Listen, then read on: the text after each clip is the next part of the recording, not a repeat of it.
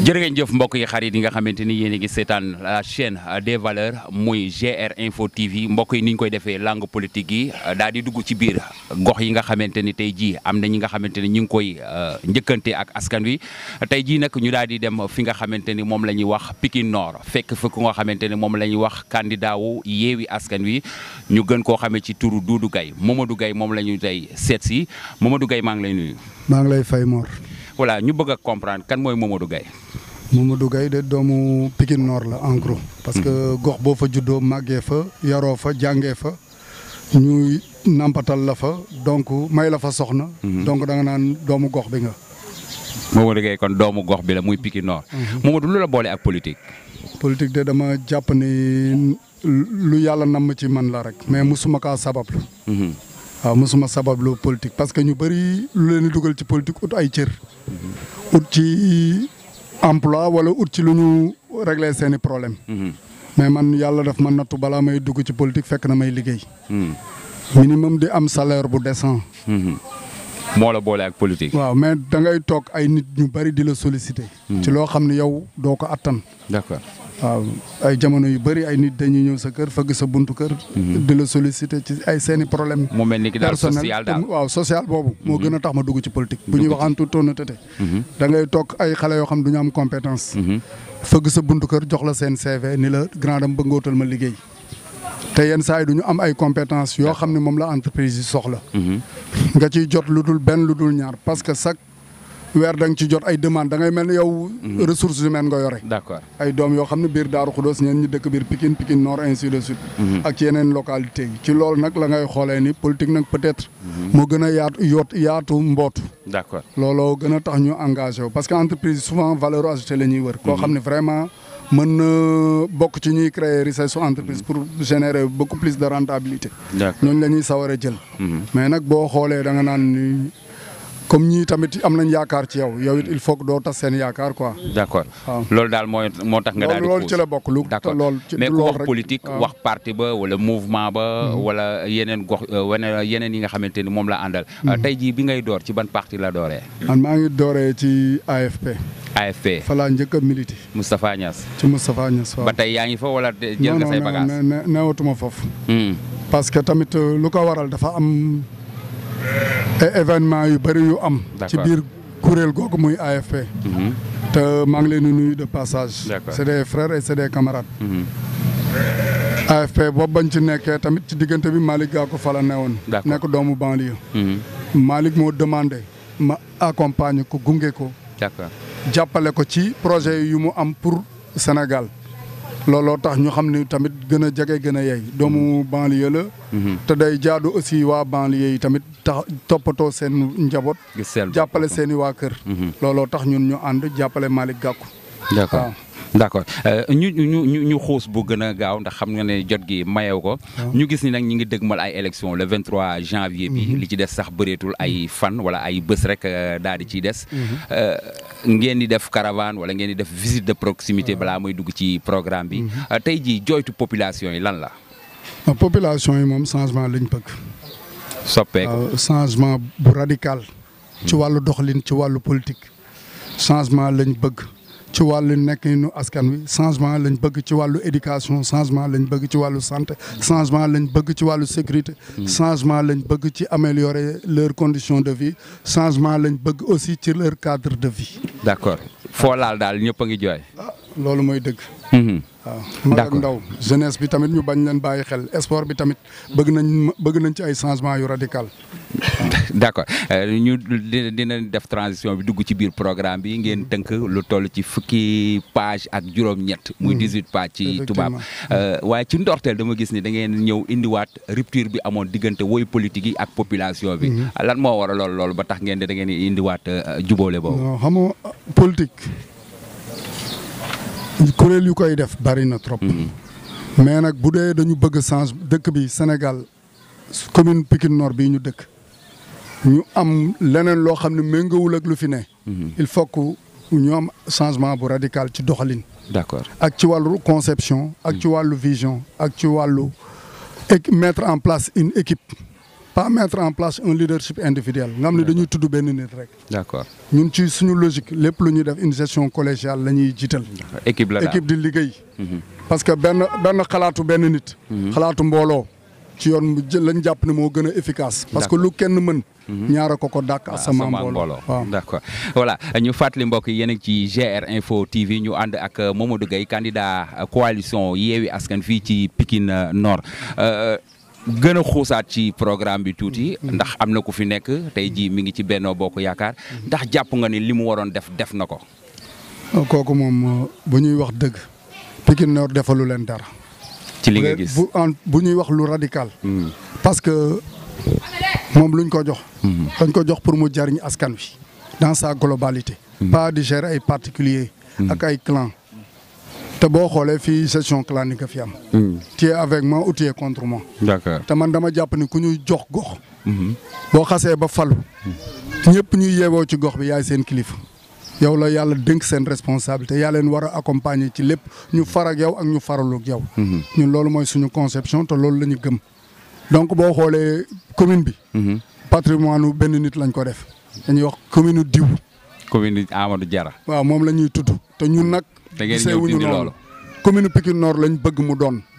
képp ku nekk citoyen Pikine Nord nga di fi yeewoo. am fi àq ñu sàmmal la sa àq. ñun loolu lañ gëm te loolu mooy suñu philosophie loolooy suñu conception sur la chose politique. d'accord dinañ xuusaat ci programme bi mais juste comprendre aussi ki nga xamante ne moo leen teewal waroon na teewal mairie ville bu Pikine. tey jii candidature am dañ ko teg de côté ndax loolu tamit xawula néewal leen doole. waaw boo ko waxee loolu moom képp koo xam ne da nga am sa mbër. boo sañoon mu dugg ci géew bi bëri. donc loolu mënuñu neex. te boo xoolee tamit lu ñu planifié la. lu ñu planifié la. donc duñ ko rafetlu dañ koy naqarlu. parce que képp koo xam nga am nga posture bi nekk candidat. am ñu la ngemb war nañ la bàyyi nga bëri.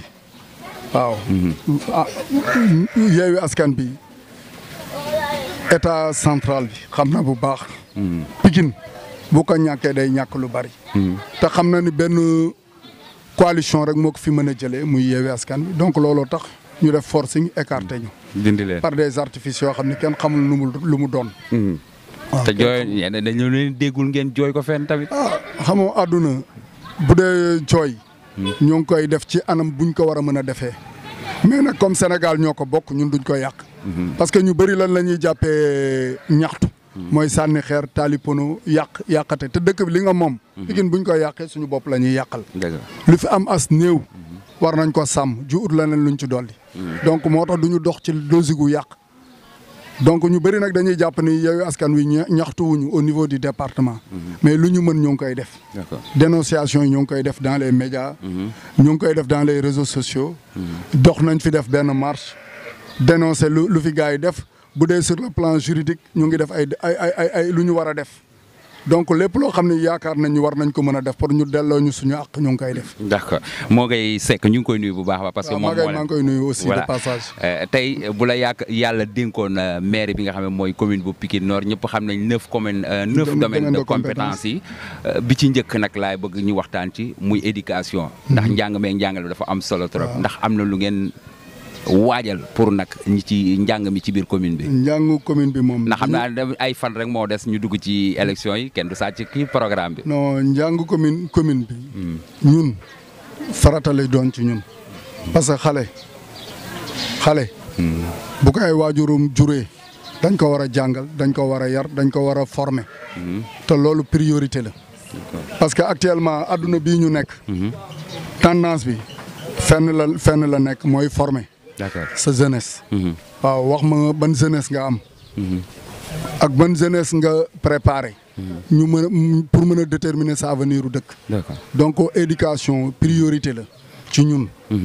budget bi de xaw ma lu muy tëddee mais éducation pàcc bu am solo lañ ko ciy jox. d'accord école yi fi nekk. depuis temps colon yi lépp luñ ci mën a rénover. danañ ci def suñu kent lay kattan ba ay fenêtre yu fëq. kenn dootuñu koy gisati commune Pikine Nord. ay ardoises yu bënd kenn dootu ko fi séenati. ay murs yu daanu kenn dootu ko fi séenati.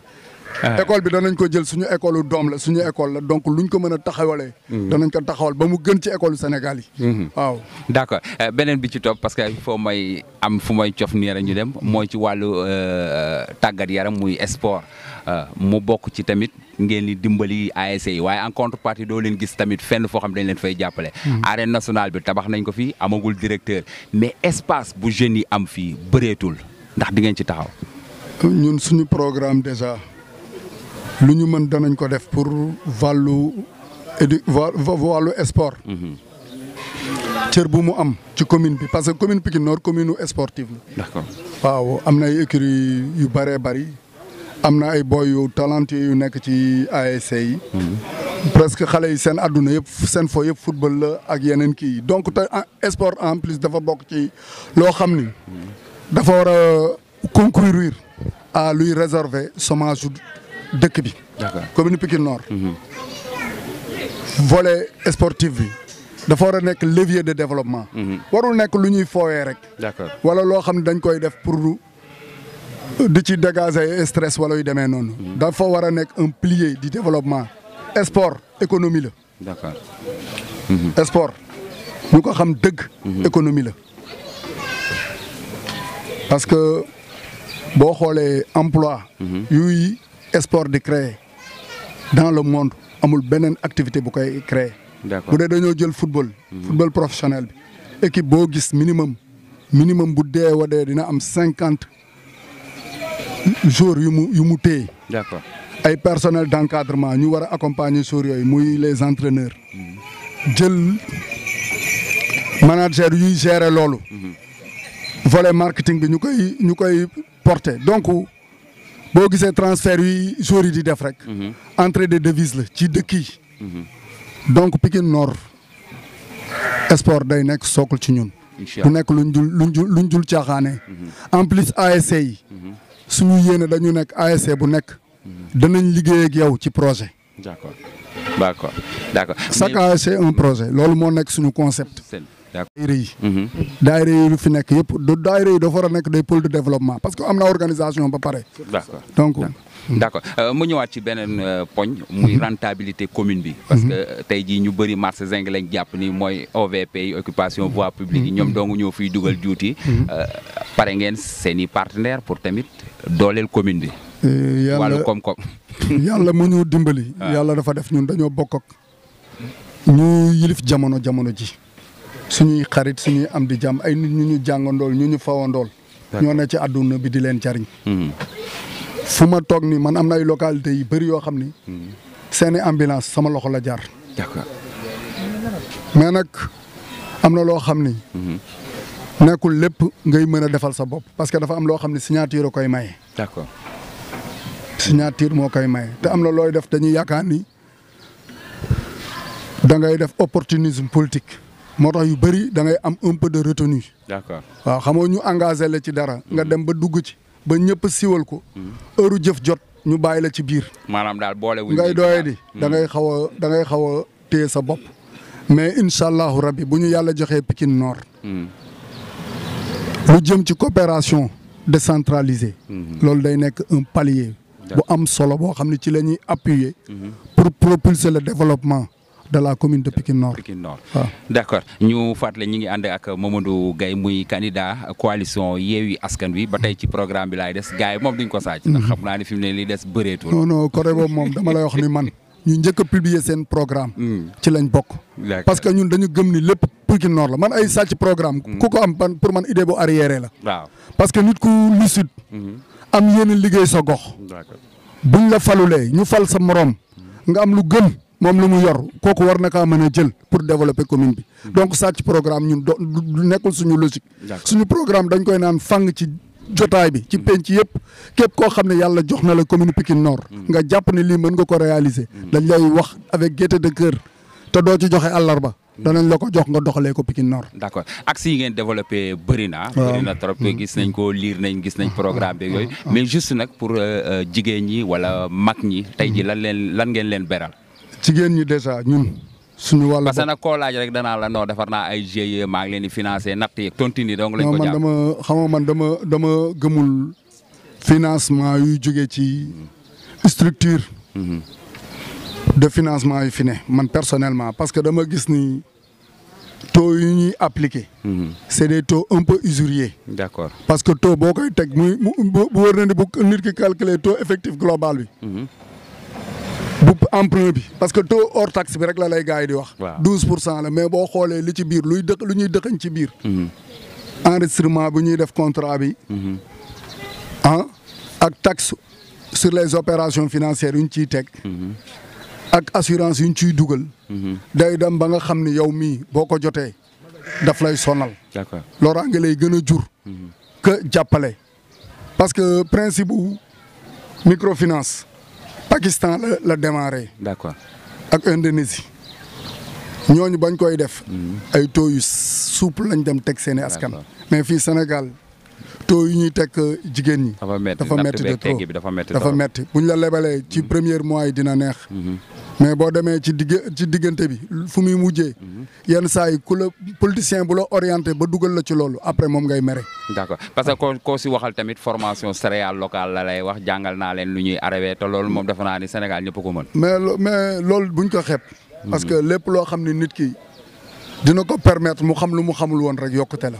d'accord mais ñun en gros au niveau de la. indi ngeen lu bees quoi au niveau de Yewwi Askan Wi. ñun femmes yi ay acteurs de développement lañu. mais dañuy bëgg ñun ay champion moom la ñuy wër. ñoo xam ni comme nu koy ivoiriennes yi di defee di ñëw biir Sénégal foire yi fi nekk di exposer seen i produits di créer ay ressources ay valeur ajoutée di ko yóbbu seen dëkk ñun loolu la ñuy bëgg jigéenu Pikine Nord ëllëg ñu doon loolu. nekk des vrais champions économiques. ñooñu la ñuy wax les mamans Benz. ñun yooyu la ñu loolu la ñu yéene suñuy jigéen de. te incha allahul accompagnement boobu la ñuy fas yéene. orienté leen ci. de ce fait que seen i produits ñu koy standardiser. FRAPP ñu mën ko am statut. yu légal yu leen di permettre ñu mën a affronter l'environnement économique.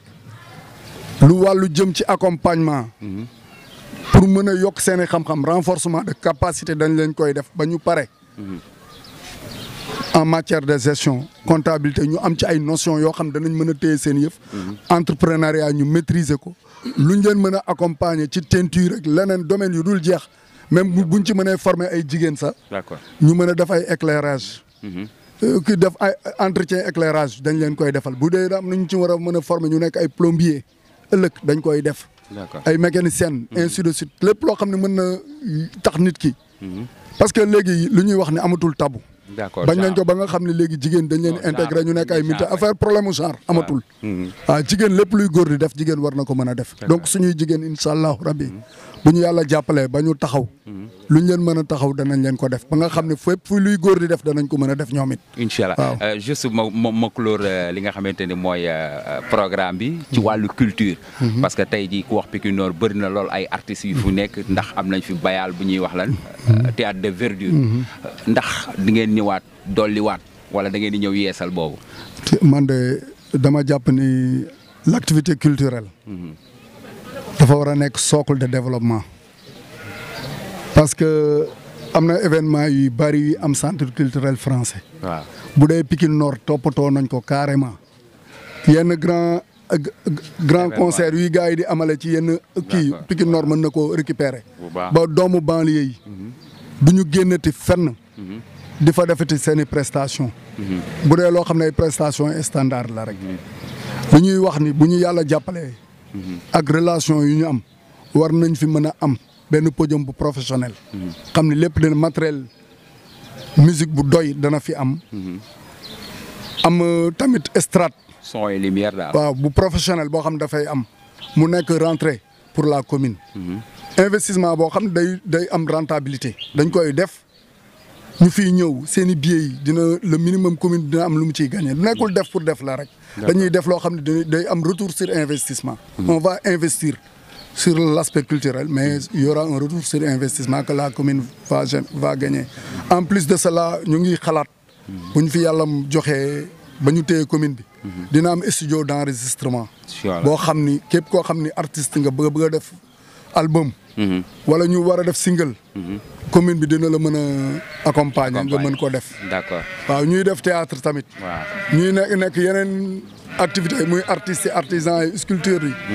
képp koo xam ne war nañ la mën a accompagner rek danañ ko def. d'accord juste jeexal foofu dugg ci benn pàcc muy dañu jëm ci ay élections dimanche le 23 janvier mais ñu bëri.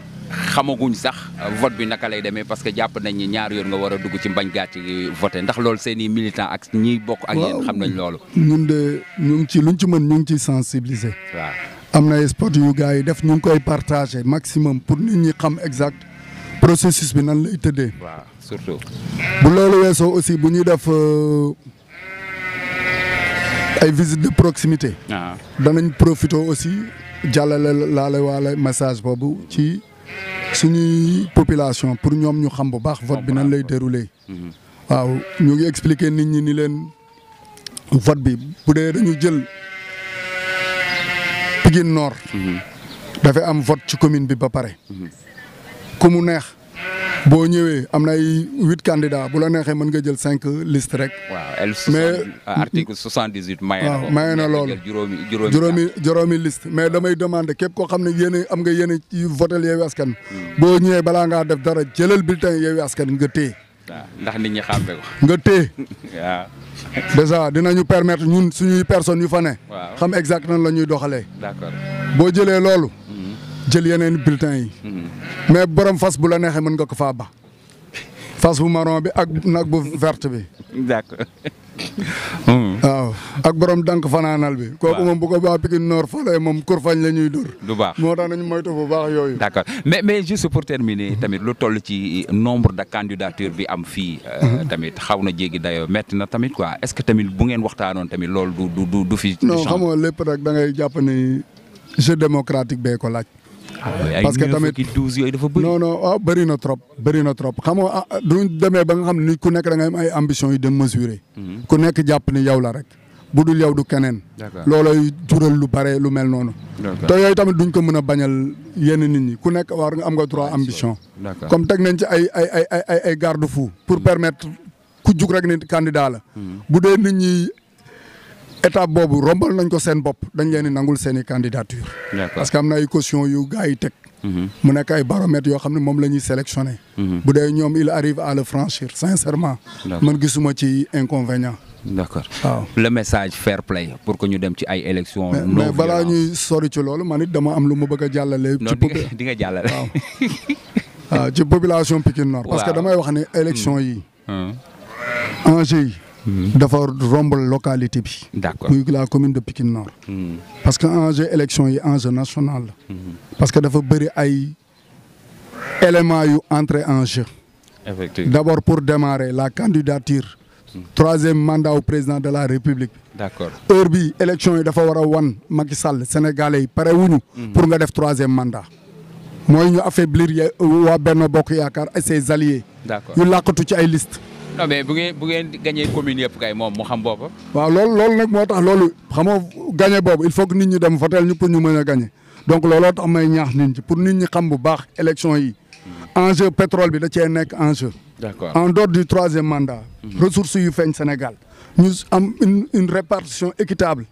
ba képp kuy citoyen nga mën a gis ci ressources yu dëkk bi di générer. d'accord loolu day war a jox ku nekk. nga bàyyi xel ni Sénégal benn opposition moo fi nekk benn képp moo fi nekk amul keneen. muy Yewwi Askan Wi. képp koo xam ne da nga contre Macky Sall. sa candidature Yewwi Askan Wi nga ko war a jox. ñaari élément mooy am nga renforcer Macky Sall wala nga affaiblir ko pour affaiblir le président de la République Yewwi Askan Wi moo fi nekk support. boo xam ni fa lañ war a reverser bulletin yu contre. Macky Sall. incha allah. te loolu mooy dëgg le 23. incha allahu rabi. donc loolu rek laay woo population Pikine Nord ak population sénégalaise yëpp yu seetaan vidéo bi. non ñëpp dinañ génn. waaw xam ni Yewwi Askan Wi moo fi nekk. bu dee ku contre Macky Sall Yewwi Askan nga war a jox. nga war a jox sa baat. par rapport à la situation politique du Sénégal. analyse buñ ci war a def ñaari sookul rek la. Yewwi Askan Wi wala Benno Bokk Yaakaar. yeneen ñi ci def ay vote inutile la ñooñu ay figurant la ñu dañuy ñëw rek pour bokkandoo. yaa ngi sànni xeer. loolu mooy dëgg. loolu mooy dëgg de saa mais ñooñu bu ñu demee ba bokk ci élection yi kay. dañoo bëgg a buruxlu rek ak bëgg a tur. loolu la fi nag gunge yéen tamit. gunge wuñu kenn ka ñooñu. ut non dañ leen di jàppale yéen. ñun jàppale ñun. ñu koy la ñuy affaiblir parce que président de la République problème de légitimité la am. bu ñu demee élection yi teg ñaari balance. ñu ànd ak Macky Sall ak ñu contre Macky Sall. bu dee ñëpp de Sénégal yëpp dañoo déversé wu ci Yewwi Askan Wi. bu ñu nattee Yewwi Askan Wi génn 6 millions. Macky Sall génn 4 millions. problème de légitimité day posé wu au niveau du président de la République. donc looloo tax. moom il faut que mu créer ay yeneen liste ay fractionnistes ñoo xam ni yeneen voix yi waroon dem ci Yewwi Askan Wi yëpp ñoo koy mën a récupérer parce que da nga naan diw suñu ñaari kër yee takkaloo moom laay sànnil. sama mag def nañ ko ci liste tel moom laay sànnil. te vote yooyu c'est des votes inutiles.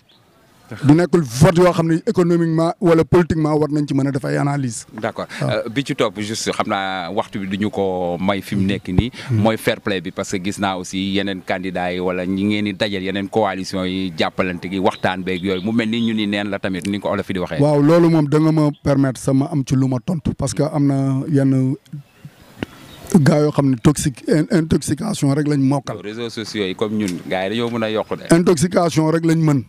ñun ay doomu aadama lañ. bu dul dara. Pikine Nord ñoo ko bokk. ñu nekk ay doomu Pikine Nord. lu xew sa kër. say voisins ñooy njëkk a ñëw teew. nga bokk ak ñoom kuréel wala nga bañ a bokk ak ñoom langue. actuellement samedi bay passé. ñu ngi profité di gërëm aussi suñu sëriñ bu baax a baax. sëñ Mansour Sy Djamil. waaw ñëw taxawuñu accompagner ñu gunge ñu. jëmmal boppam ci ñun ni Yewwi Askan Wi la bokk. d'accord. te suñu loxo yëkkati ko wax ak ñun. ñaax ñu. dénk ñu njabootam. donc bu ñu yàlla doxee ñuy dox ci commune bi. te Sénégal commune yu bëri violence fa am. d'accord. commune Pikine Nord yàlla dogal. am benn autorité bu fi nekk. waaw. nekk Benno Bokk Yaakaar. seen suñu caravane di wàcc. mu wàcc nekkoon ci kaw terrasse am étage am di ñu séntu gis ñu xam ne ñii ay nit ñu taxaw lañu. ay nit ñu population Pikine Nord jox yaakaar la. mu xam ni ëllëg mën nañ koo doon ci commune bi. te loolu sa incha allah mooy am. mu wàcc étage am fu ko Ablaye Wade fekkoon yëkkati loxo mu fekk fa yëkkati suñu loxo. kooku lu dul kontaan ci la ñuy def. parce que mënoon nañ di mbëkkante wala di dóorante. moom mu rafetal ñun dañuy rafetal. gor a koy faj. moom du ñu gën a gore. ñun du ñu ay sauvageon di dóorante di sànnante mel ne ay xaraki nag. ñun ay nit lañu. ay doomu aadama da ngay moytu yenn yi. ku nekk nag yaa xam nan ngay analyser. mais ñun njott bu rafet la ñu am ci loolu. te moom kilifa la. kenn mënu ko toroxal. lu yàlla def dogal ci moom la. ku bëgg a doon kilifa doo toroxal kilifa. mbubb bu nit sol nga am envie sol ko mbubb boobu doo ko tilimal doo ko xotti. macha allah Momadou Gaye juste nag fair play bi. waaw man damay parce que tamit il faut ñu mobiliser nit ñi wax ak nit ñi pour que ñu dem voter ci jàmm. ñibbiwaat ci jàmm. te loolooy am Pikine Nord. incha allah Pikine Nord on a beau dire. peut-être ñu musul def politique rek ay ñëw di fi mbëkkante. ñoo xam ne musuñu leen xam ci langue politique man def naa ay élections yu bëree bëri. pendant des années participé naa ay élections Pikine Nord. d'accord. man duma acteur boo xam ne genre nit kuy buruxlu la. pour vous dire. d'accord. ñun doomu gox bi lañu. yàgg nañ fi def politique. ay coalition yu bëri jiite naa leen fii ci commune bi. Pikine Nord bi ñu dëkk. d'accord. bokk ci conseil municipal bu commune Pikine Nord bokk conseil ville bu Pikine. donc ci acteur majeur commune bi laa bokk pendant des années maa ngi def ay élections. kenn mësu fi xuloo kenn mësu fi xeex. d'accord. peut-être ñuy doog a wala yan si rek fi indi loolu. te bu ñu xamoon dëgg dañu xam ne loolu du seen avantage. Pikine Nord jàmm la ñu xam donc population Pikine Nord yëpp dañ leen di woo ci jàmm. parce que loolu la ñu xam on est des frères et on est des sœurs et on le restera. Inch'Allah. Quelle que soit l'issue des élections, on demeurera des frères et sœurs, des parents. Donc jàmm rek moo ñu war. ku bëgg a liggéey commune bi nag. da nga tàllal woote jàmm ci lépp. ñu dox ci dëgg. dox ci fulla dox ci fayda ku yàlla jox ndam. ñeneen ñi ngay xëccool nga tàllal leen loxo ànd liggéey ak ñoom commune bi jëm kanam parce que ñoom ñëpp lu leen intéressé mooy commune Pikine Nord développé. ñun ñëpp loolu moo nekk suñu mission. donc di gërëm ñëpp di leen sant. di gërëm aussi responsable Yewwi Askan Wi yëpp. plus particulièrement sama directeur de campagne. Ali Sow Ndiaye. waaw moom maa ngi koy gërëm bu baax a baax. taxawaayam rafet na. di gërëm aussi jigéenu Yewwi Askan Wi. d'accord ñoom ñoo vert nii quoi. waaw les Amazones. les femmes redoutables. xam ne ku leen gis lox ñoo tax waa commune bi di trembler de. suñu seen béret rouge yi. dañ koy sol rek ñëpp jébbalu. jigéen ñëpp bëgg nañ leen roy. chaque semaine nag jëfee ñu commandé presque plus de 25 mbaxane ju séddale ko ay jigéen. d'accord te jigéen bu ci am yéene bëgg bokk tamit. ñoom ndiiraa ngi fii. ak suñu yeneen jigéen ñi. ñëpp daal ñu ngi fi daal. waaw képp koo xam ne Pikine Nord nga dëkk bëgg a bokk ci loolu. ñoom ndiira ubbil nañ la seen i buntu. boo ñëwee ñu intégré ñu ànd bokk Yewwi population Pikine Nord une bonne fois pour toutes. d'accord ñu ngi lay sant bu baax di la gërëm parce que temps bi di gërëm aussi la jeunesse. la force vivante. da Yewwi Askan Wi Pikine Nord. xale yoo xam ne yendaluñu fanaanaluñu. lu ñu mën ñoo ngi koy def pour may ndam Yewwi Askan Wi. kilifa yu baax yu nekk ci gox bi aussi fàttewuñ leen ñu ngi ñuy ñaanal. ñun nit ñee ñuy wër. comparé d'autres da ngay gis ñoo xam dañuy dugg ci kër. naan Yewwi Askan Wi laa bokk wala Sonko ma yabal. waaw di wane ay yeneen bulletin. loolu yëpp am na fi. bañ a lu ne am na fi maanaam ñoom dañoo dox ba dugg ci kër fekk ma fa ma toog. daje gi fekk ñu ni Sonko ma yabal. ñun coalition Sonko lañu. man coalition Sonko la ñëw gis ma ci biir. waa grand wokk seen bopp man leen boy garaawul. bu dee loolu leen may ndam amul problème. mais Sonko moom benn coalition la bokk Yewwi Askan Wi. d'accord bi mooy kayitam. bi mooy kayitu Khalifa Sall. bi mooy kayitu sëñ Mansour Sy Djamil. bi mooy kayitu El Hadj Malick Gakou. bi mooy kayitu Aïda Mbodj. bi mooy kayitu Girassi. bi mooy kayitu Habib Sy. bi mooy kayitu opposition Sénégal dans sa globalité. pure. sëñ Mansour Sy Djamil bii mooy kayitam. sëñ Moustapha Sy bii mooy kayitam. donc bii mooy kayit bu baax bi. population Pikine Nord xàmmee leen bulletin bii. d'accord élection yi bii mooy déterminé. dimanche 23 janvier dimanche le 23. la libération totale. de la commune de Pikine Nord. te ñu ngi leen ciy woo. ñu am une commune bu bees tàq. am ay acteurs yu bees tàq.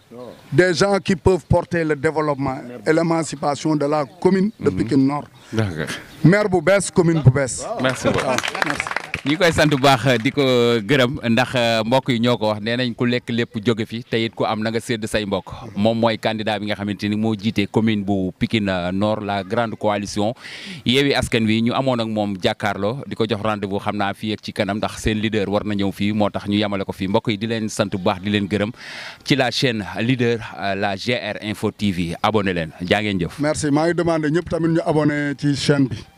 waaw képp koo xam ne yaa ngi fi jamono ji boo fi jógee na nga abonné ci GR Info TV. GR Info TV. merci beaucoup. donc maa ngi leen ci woo ñëpp di gërëm aussi kilifa gu mag a mag. merci beaucoup jaa ngeen jëf.